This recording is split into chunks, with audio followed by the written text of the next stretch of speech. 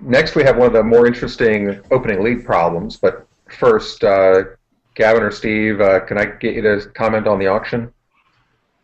Hmm. Yeah, everybody's bid looks really normal. Diamond opener, spade overcall, two clubs. Everything was by the book. Pass, 2-0, pass. He's definitely has a 3-0 bid, like way more tricks than their two club bid show. Yeah, the only thing I would add is the bidding is certainly normal, but over 2/1 in competition, 2-0 is a non-forcing bid, and West clearly has a non-forcing bid. To create a force, you'd have to either bid a new suit or jump in your suit or cube it, and therefore 2-0 would be non-forcing, which would be perfectly accurate. Okay. Gavin, so how did you decide between leading your suit, which they promised stoppers in and your partner didn't raise, versus surprise heart lead?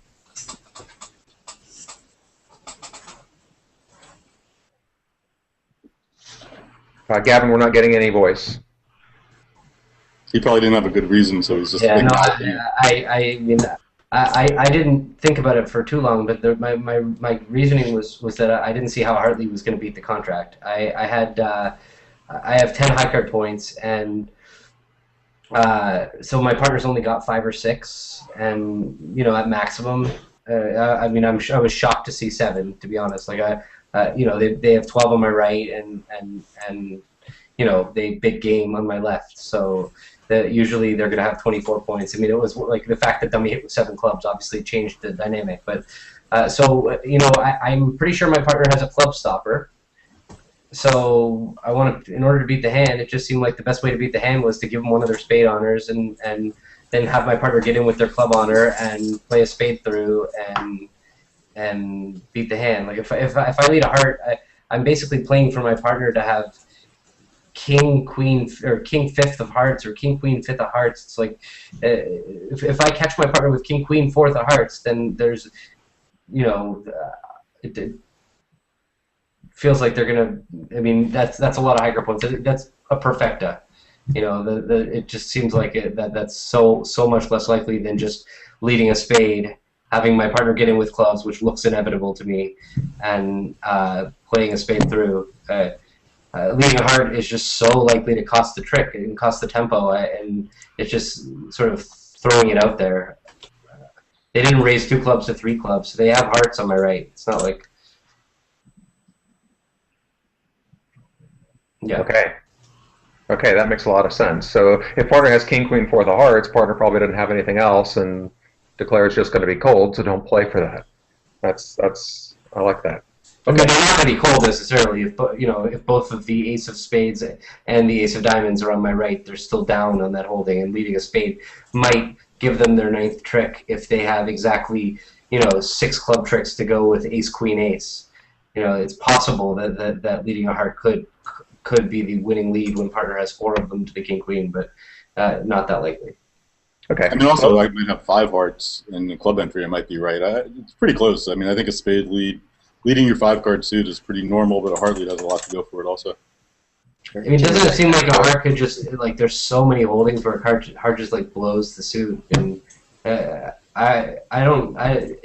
can see how it can be right, but it feels like it blows the contract way more often, I would think, than it beats the contract on power. Yeah, I'm not so sure about that, because it's developing what is your most likely source of tricks. When I didn't raise the 2 spades, I think it's closer than you're making it out to be. So, but you have few enough high card points, and I'm expecting some of them to be in clubs, because if they're not, then it's really unlikely we're beating it. So you're not going to be raising to 2 spades like that. That's even if you have 3. It's not like I'm not sure I am on that. You have 2 spades. Like I think that you could easily have 3 spades because of how few high card points you're going to have that are not in clubs. Yeah, I could.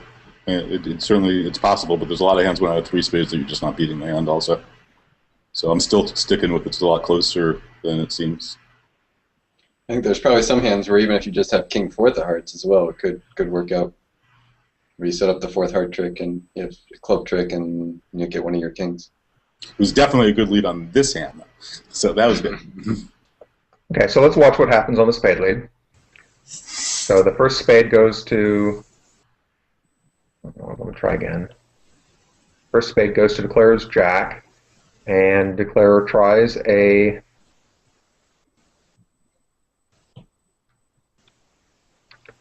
club finesse, and gets the bad news on the second round of clubs. So, Gavin, you pitch the 4 of diamonds, and you're playing upside down, and then the 2 of hearts. I seem to remember thinking that I didn't remember that we were playing upside down. My cards on this hand did not mean what they look like they were supposed to mean. I just played cards. I see. Okay, and then I thought, Steve, you had an interesting decision to make when you won the club to continue spades or shift. You want to tell us about your thinking? Sure. I mean, Gavin pitched, from my perspective, an encouraging diamond and an encouraging heart. So he probably didn't have great diamonds. So I didn't think that he had like King Queen 4th of diamonds or King Jack 4th of diamonds. And I definitely wasn't shifting to a heart, because there's no way he'd pitch the deuce of hearts after the 4 of diamonds if he wanted me to play a heart. And it's pretty unlikely he'd pitch a heart at all if he really wanted me to play a heart. So the only thing I was trying to do was to make this hand really easy for us, because it was clear to me that Gavin would win the diamond and play a spade. And now when Declarer runs the clubs, he'll be squeezed, and it'd be really hard for us to screw it up, because Gavin's already gotten his king of diamonds and he's pitching after Declarer, and I didn't want to get us into a bad position where Gavin got end played. So I just tried to make the defense as simple as possible by returning a diamond. Okay. Is there any thought to Gavin having the queen of diamonds instead of the king, and the diamond return giving Declarer a guess that he would never have later? Well, I do think Declarer would guess it wrong if Gavin had the queen of diamonds, but I'm pretty sure that with careful defense I wouldn't have to shift to a diamond, and I could just set up the squeeze on Declarer. So I didn't think that it was necessary in that case. I was just really trying to make the defense very easy for our partnership. Okay.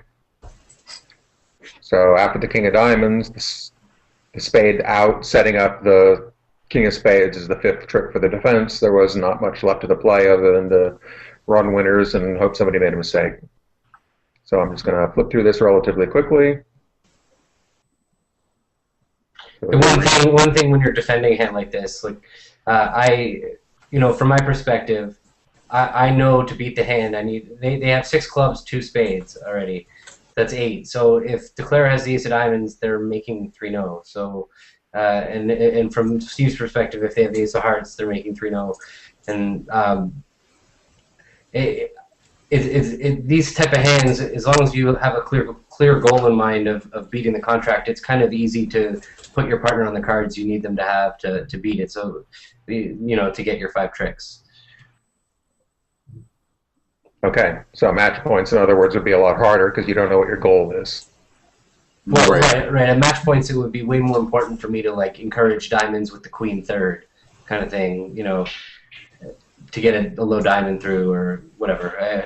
Discourage spades. That would probably be my play. Is on the second run of clubs, I would, if I had the queen of diamonds and a heart on her, I would probably just discourage spades and although maybe not with the king. So yes, it's a much different hand at match points. That's the summary.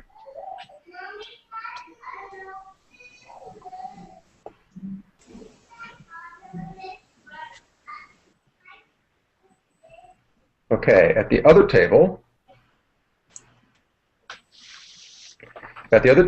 they had the same auction, only Greg, you received what I call the surprise lead, the heart lead.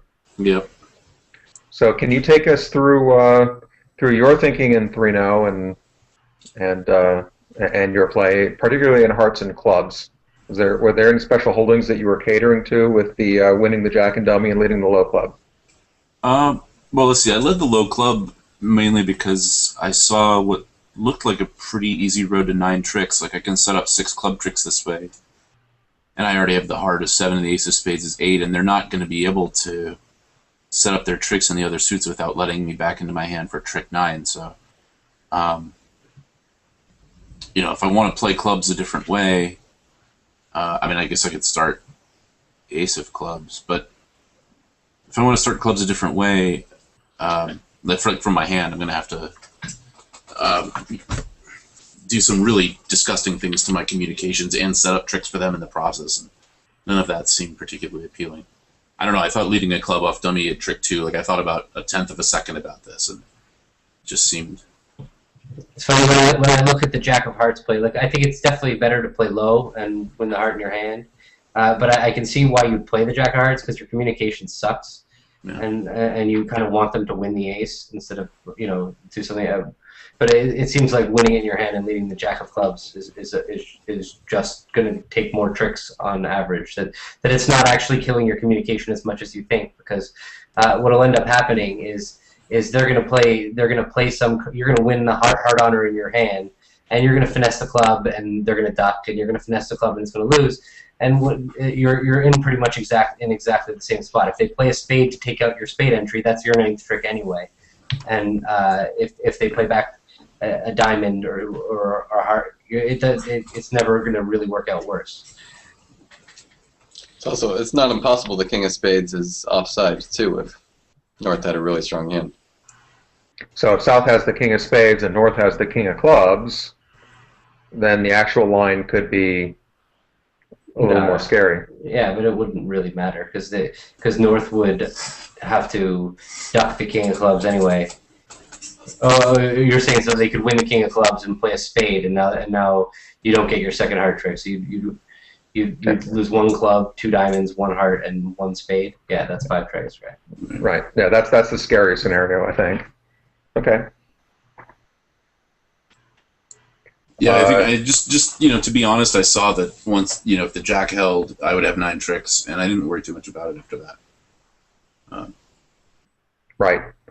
So I'm just playing it out here real quick. So 3 rounds of clubs, South winning, 10 of hearts shift, heart continuation, you won the king. So at this point you have 4 tricks in hand and 5 winners in the board, and then what do you do next? You played the queen of spades. Now, were you going to run that if you didn't cover? No. No. No, I'm too chicken to bring back, minus 200 or something when I had 630 or 600 staring at me. So. Okay, so now we're just going to run our winners, and we're going to be happy when we see that the Jack 9 of spades produces an extra winner, making 11 tricks for a small win.